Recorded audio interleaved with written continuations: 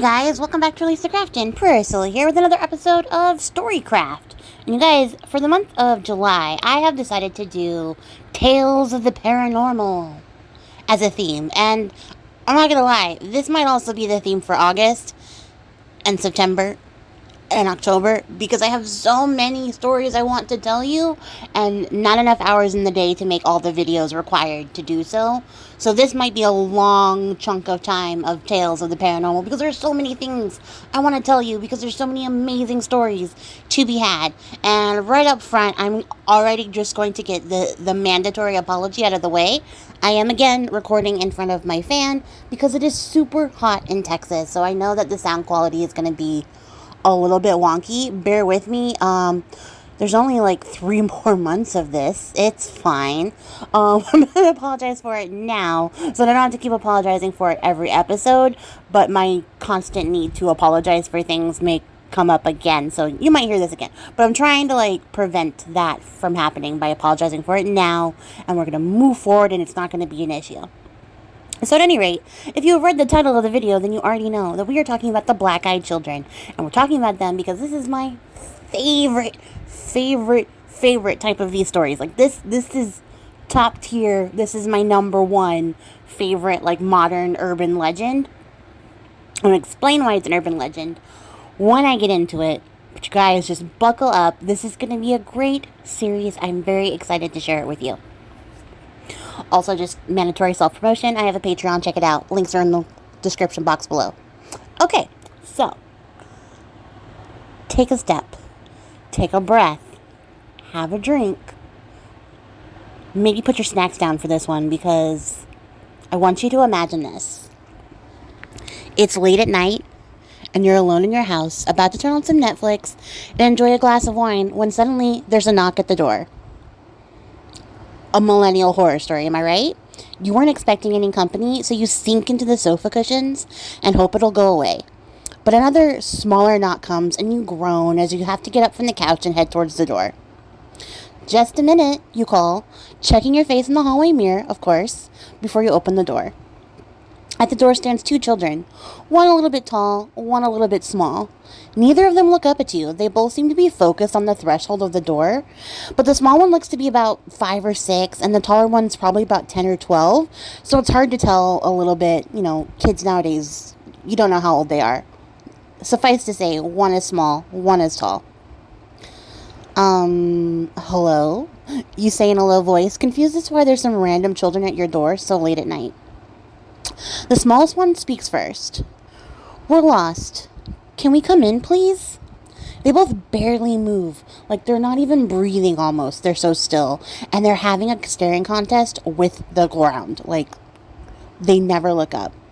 You look around a little anxious, waiting for some more kids to jump out and yell, gotcha, because this has to be a prank, right? Where are your parents, you ask? And you realize that your heart is pounding in your chest and you don't know why. We're lost. Can we come in, please? The smallest one says again, and they still aren't looking at you, which gives you some time to take in their strange appearance. Their clothes seem unintentionally mismatched and over large. They're wearing hoodies, and you notice that while their clothes look disheveled and a little bit messy, the tops of their heads and the bits of face that you can see seem extremely clean and well manicured. And the juxtaposition is so jarring that you hesitate, waffling between your nurturing nature and your fear of the unknown. What happened to your parents, you ask, stalling for time as your mind races through a list of actions you can take. We're lost, the little one's voice pitches in demand. Can we come in, please? And you realize it's no longer a question, and you start to shut the door. Wait here, I'll call the police. You start to pull your phone out of your pocket when they both look up at the same time. Blackness. That's all you see. The entirety of their eyes are so black, a black so deep and dark that you wonder if there's even anything there. They might just be empty sockets. It's so dark. But you can't dwell on the thought for very long, however, as a pressure starts to build up in your ears and around your temples. Let us in, the smallest one hisses, a threatening whisper now.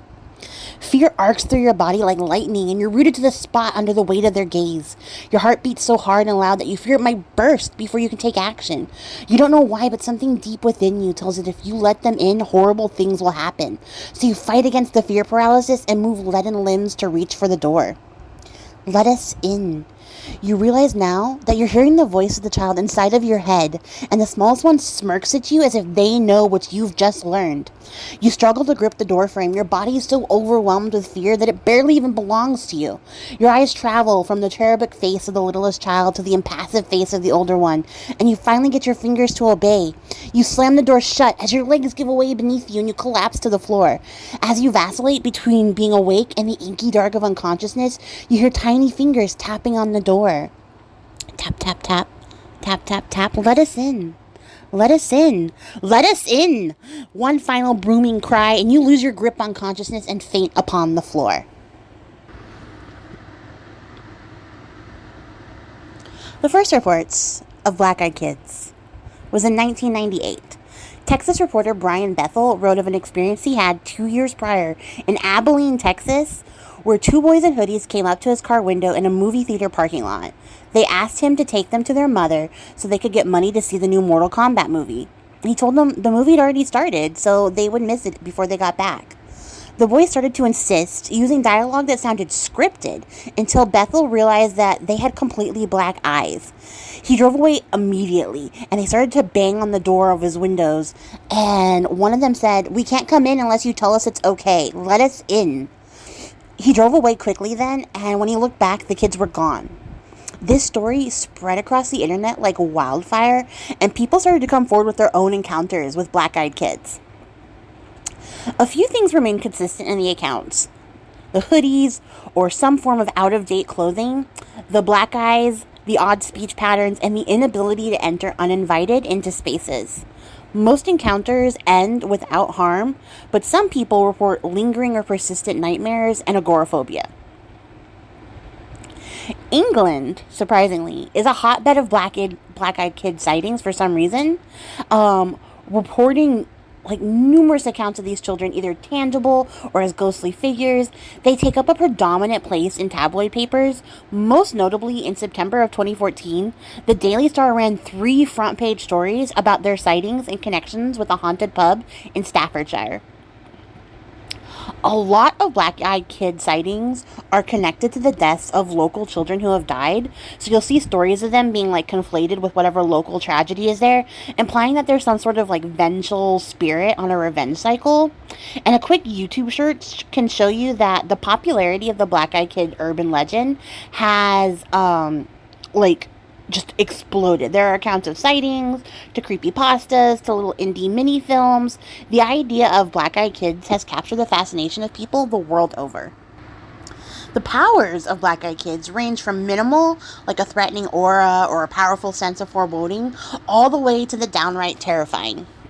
They're bloodthirsty, vampiric, or with powerful mind control, or inhuman agility. They have a very robotic and repetitive speech pattern, which alludes to the inhuman idea behind the black-eyed kids. Are they repeating what they've heard, working off of a tested script, or are they only capable of forming a few words? This gives them another sinister edge, and a noteworthy commonality is that animals fear or hate the black-eyed kids. Many stories include a little bit about the family pet reacting angrily to their presence, and we all know that if your dog or cat doesn't like somebody, that person sucks. A common Appalachian belief about the black-eyed kids is that they're children of the devil, and if you invite one in, you allow the devil to enter your life and all the consequences that follow with that. Many stories say that making eye contact with one of the black-eyed kids can cause many things on top of a fear or a panic response. They can also cause splitting headaches, dizziness, nosebleeds, and the nosebleeds that will continue to pop up long after the children are gone. I read one story where they said that the man got skin cancer after making eye contact with one of the kids. Of course, none of this is provable, so take that with a grain of salt. But it's also said that their presence can affect the power, causing the lights in your house to flicker, if not to just go out entirely. Interestingly, some stories end with the Men in Black, subject of a possible future episode, and not to be confused with the Men in Black movie starring Will Smith, totally different men in black, are actually the parents of the black-eyed kids, and they're waiting for them and can be seen retrieving the children and end at like the end of reported encounters. Occasionally it'll be like a men in black and a woman in black. So like a family unit type will show up, but most commonly it's just two men in black waiting to pick up these two children who are always of different heights. So one small, one larger. Although occasionally there are stories of just a single black-eyed kid on their own. It's most common for there to be two. A lot of stories have also claimed that the black-eyed kids have existed since the 1980s, but this seems to be like a little bit of made-up fake lore to try to add to the credibility of the legend. And theories abound about what the black-eyed kids might actually be. Are they fae? Are they changelings? Are they demons, vampires, ghosts, or maybe even aliens? No one really knows, and it's hard to settle on just one. Every new sighting adding to the complex lore, leaving us with the impression that above all else, these sinister children should be feared. Even if we can't agree on what they are, everyone can agree they're no good. Stories about the black-eyed kids continue to be prevalent even to this day. A quick TikTok search will bring up numerous encounters from people claiming to have seen them at their doors as recently as this week. The most common accounts, though, seem to be of them along the road, on abandoned stretches of highway, hitchhiking late at night, also in parking lots. They show up in a lot of parking lots. So it's either at your doors, at your windows, or at your car doors and windows, which is just as terrifying, if not more so, because it's a smaller space. They also, there's like some of these stories will say that they make an appearance as a sleep paralysis demon lurking in the corners of rooms. Although these accounts break sort of the mythos about them needing to be invited in first, so I'm not a fan of that theory on its own. The most interesting thing to me about the black-eyed kids is that this is a relatively new bit of like urban mythology that has spread super rapidly thanks to the advent of the internet, and the spread mirrors that of like the oral traditions of old. So when people would tell stories, they would pass them down by telling them to other people, and those would sort of gradually spread across, the land, across continents, things like that. Like, it would take a long time for these stories to spread out, many years and generations, but eventually, like, as people told other people, the story would spread. But because we have the internet now, it's immediate. Like, that oral tradition spread is instantaneous. Everyone hears the story around about the same time in like internet time. And this story especially like took off so quickly and spread so widely that all of a sudden everybody was coming forward with their own accounts of this tale and adding to the narrative and the lore. And it's one of like my favorite things about this being a bit of modern urban legend is that like it has that sort of instantaneous like presence in the public unconscious, like in the collective unconsciousness. But it's just, it's so much faster for an idea to grab a hold of our cultural consciousness and spread like wildfire that it becomes a true staple of modern mythology that continues to evolve to this day. So even now, we're still adding little bits and pieces to this story, and it's getting larger and larger as time goes on, and, people are recounting stories, and there's a lot of stories that are coming up from people who maybe would never have used the internet, like the elderly, are now getting their stories shared and posted of their own personal encounters with this. And I just think it's so fascinating. So whether you believe in the black-eyed kids or not, whether you've seen them or you haven't, don't let them in your fucking house. That's for damn sure.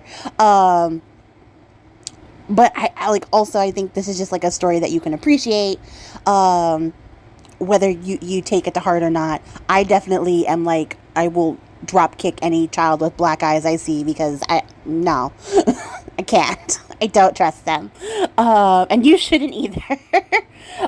There's a lot to be said too about the psychology behind why like the imagery of black-eyed kids is so terrifying and fearful, and I think it just has a lot to do with that like corruption of innocence lost, the fear of the unknown, and the fact that like that they have totally black eyes, and that's terrifying.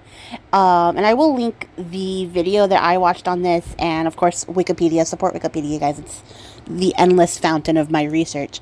But I also watched a video on Monstrum about this, and she talks a little bit about why them having completely black eyes is so terrifying to like the human brain. So I definitely recommend checking that out.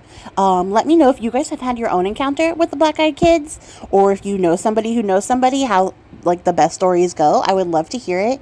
What are your thoughts on the black-eyed kids in the comments below? And what bit of like paranormal lore would you like me to share next in this series? Because the more suggestions I have, the longer this series will go.